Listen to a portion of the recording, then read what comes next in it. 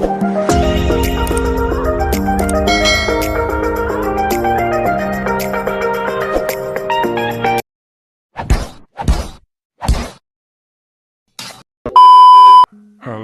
para Movemania, apa kabar kalian hari ini? Semoga kalian dalam keadaan yang baik-baik saja. Pada kesempatan kali ini, Mimin akan mengajak kalian semua untuk menyimak sebuah alur drama Korea yang lagi hits banget nih, yang berjudul Squid Game.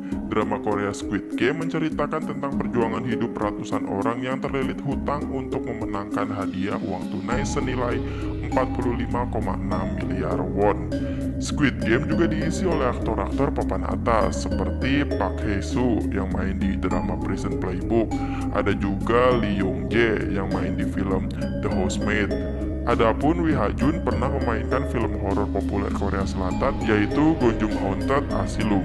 Serial bergenre trailer ini disutradari oleh sutradara terkemuka Hwang Dong-hyuk. Sebelum Squid Game, Hwang Dong-hyuk juga sukses membawakan film-film lainnya. So, gimanakah keseluruhan alur filmnya? Mari kita simak narasi berikut ini.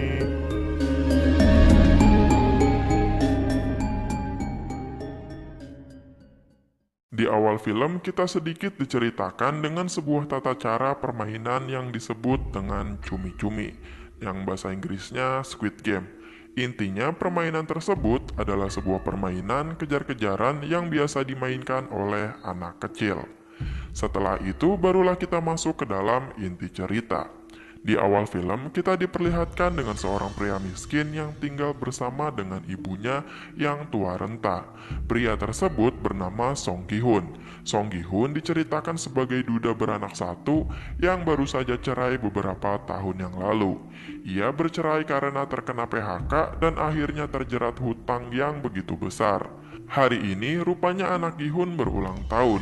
Ibu Gi-hun pun menyuruh Gi-hun untuk membelikan hadiah kepada cucunya yang berulang tahun tersebut. Tak lupa, Ibu Gi-hun juga memberi Gi-hun uang karena Gi-hun kini hanyalah seorang supir yang gajinya sangat kecil. Sekadar melunasi hutang pun ia tak mampu. Selain mendapatkan uang, Gi-hun juga rupanya secara diam-diam mengambil ATM tabungan ibunya. Setelah mendapatkan itu semua, Gi-hun justru membawa uang tersebut ke tempat judi untuk bertaruh pacuan kuda. Setelah beberapa kali kalah, akhirnya keberuntungan pun datang. Gi-hun rupanya memenangkan taruhan tersebut dan mendapatkan banyak uang. Gi-hun pun senang dan segera menelpon putrinya yang hari ini berulang tahun dan berencana untuk mentraktir sekaligus memberikan sebuah hadiah. Namun sayang seribu sayang, baru saja Gi-hun hendak pergi dari tempat perjudian tersebut, rupanya Gi-hun segera didatangi para debt collector yang hendak menagih hutangnya. Melihat hal tersebut, Gi-hun pun tentu saja langsung berlari karena tidak ingin uangnya diambil oleh debt collector tersebut. Dalam pelariannya, Gi-hun bertabrakan dengan seorang gadis sampai terjatuh.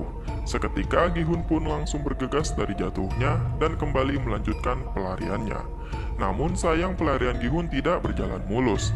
Gi-hun akhirnya terpojok dan tertangkap oleh para debt collector. Seketika Gi-hun pun dihajar dan para debt collector meminta uang yang telah Gi-hun pinjam.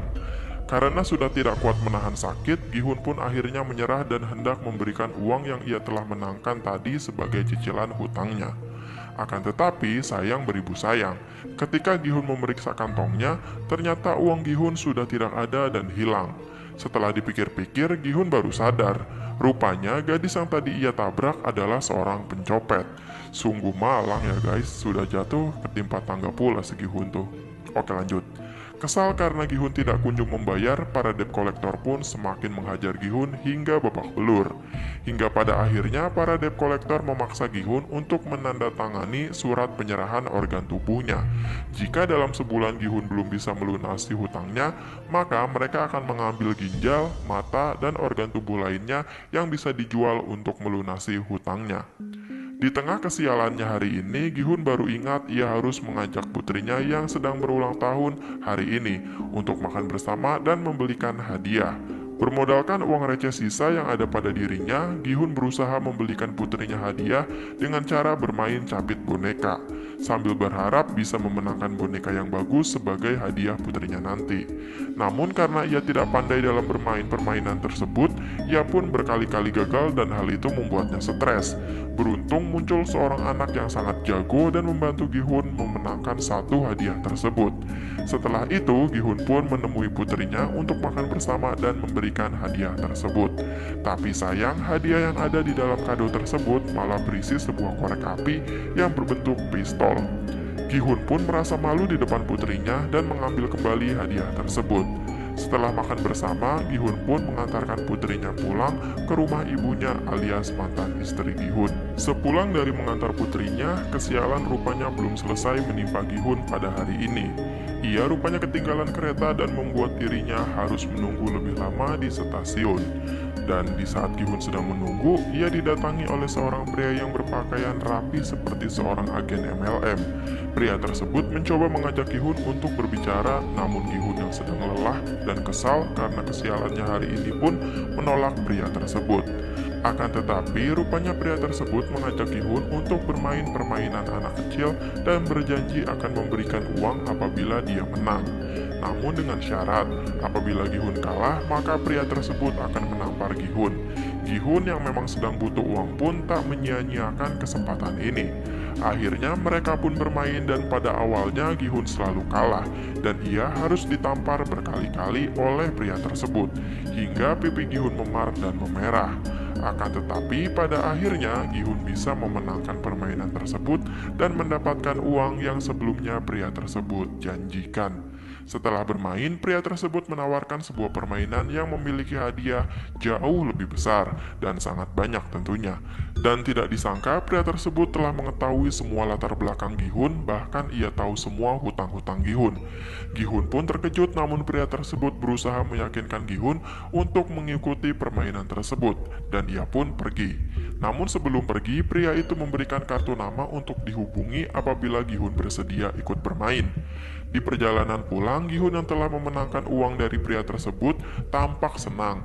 Ia mampir di sebuah toko ikan untuk membeli makanan.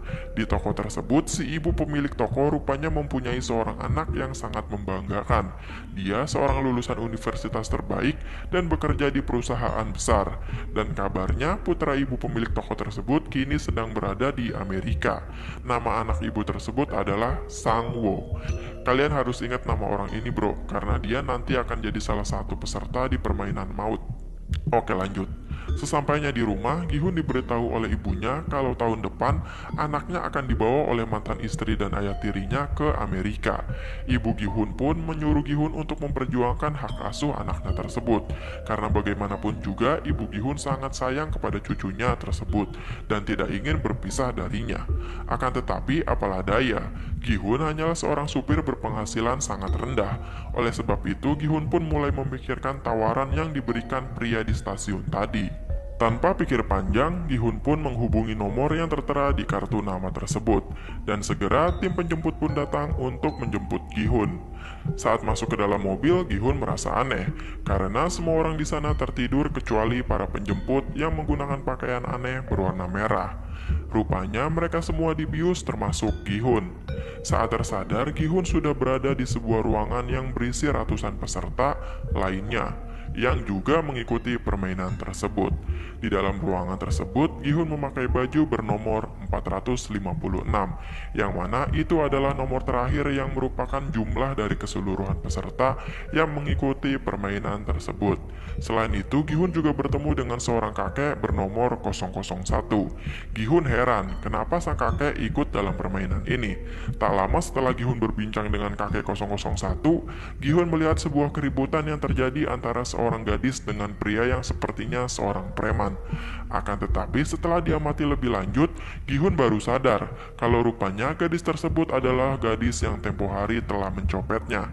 Sadar akan hal itu, Gihun pun segera ikut campur dan berniat untuk memaki-maki gadis tersebut. Akan tetapi, hal tersebut malah menimbulkan kerusuhan di antara mereka.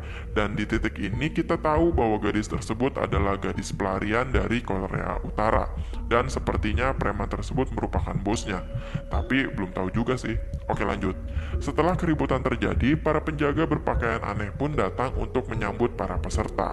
Namun beberapa peserta tampak kesal kenapa para penjaga membawa seluruh peserta dalam keadaan terbius. Salah satu peserta pun akhirnya curiga.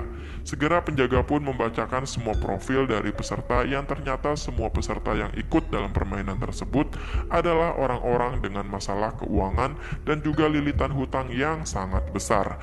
Dan salah satu peserta di antara mereka terdapat pria bernama Sangwo. Kalian masih ingat sama si Sangwo? Anak pemilik toko sebelumnya yang katanya sedang bekerja di Amerika? Oke, lanjut. Ternyata Sangwo juga ada di permainan tersebut karena sedang butuh uang untuk melunasi hutangnya yang sangat besar. Dan soal kabar kalau dirinya berada di Amerika pun hanyalah isapan jempol. Rupanya Sangwo sedang berbohong kepada ibunya. Sadar Sangwo berada di dalam permainan tersebut, Gi-hun pun terkejut. Pasalnya Sangwo adalah anak kebanggaan daerahnya karena dia adalah anak pintar lulusan universitas terbaik di Korea. Selain itu, para penjaga juga mengatakan kalau setiap permainan yang akan para peserta mainkan nantinya adalah bersifat rahasia. Jadi para peserta tidak tahu permainan apa saja yang akan mereka lakukan. Di titik ini peserta belum ada yang tahu kalau setiap permainan yang akan mereka mainkan nantinya adalah permainan maut. Tak lupa Gi-hun pun bertanya kepada penjaga mengenai jumlah hadiah yang akan dimenangkan nantinya. Namun penjaga menjawab kalau jumlah hadiah baru akan diberitahu setelah permainan pertama selesai. Sebelum permainan dimulai, para peserta diminta untuk menandatangani formulir persetujuan yang berisi syarat utama permainan. Di dalam formulir tersebut terdapat 3 aturan utama. Yang pertama bahwa pemain tidak boleh berhenti bermain. Kedua, apabila peserta menolak untuk bermain, maka ia akan dieliminasi. Dan peraturan ketiga adalah permainan hanya bisa dihentikan jika mayoritas peserta setuju. Setelah semua peserta menandatangani formulir, mereka pun dibawa ke sebuah tempat yang berbentuk seperti istana Lego guna melanjutkan perjalanan mereka menuju permainan pertama. Pada permainan pertama, seluruh peserta dibawa ke sebuah ruang lapang berbentuk persegi, namun bergambar seperti layaknya ruang terbuka. Di sana terdapat penjaga berpakaian aneh dan juga sebuah robot besar berbentuk anak gadis.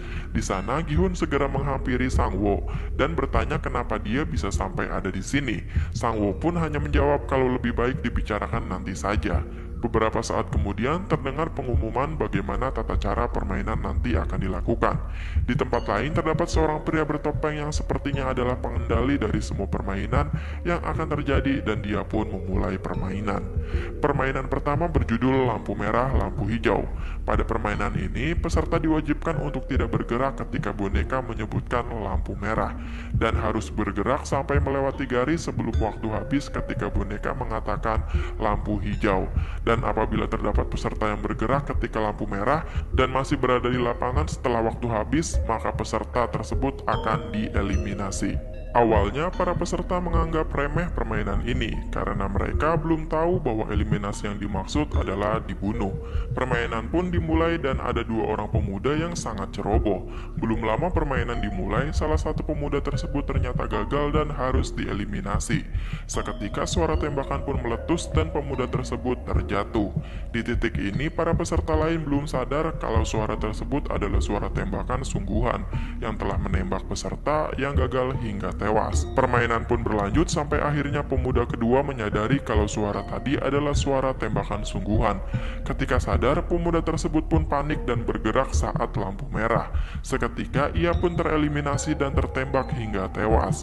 Hal itu menyadarkan para peserta lain dan membuat semua orang menjadi panik. Dan para peserta yang panik dan lari berhamburan pun seketika dieliminasi dan ditembaki sampai mati. Namun sebagian peserta lainnya tetap tidak bergerak meskipun panik, termasuk Gi-hun, Sangwo, dan juga kakek 001 yang masih bertahan. Kemudian permainan pun dilanjutkan namun para peserta masih panik dan tidak bergerak untuk sesaat. Kecuali si kakek 001 yang tenang dan melenggang tanpa rasa takut.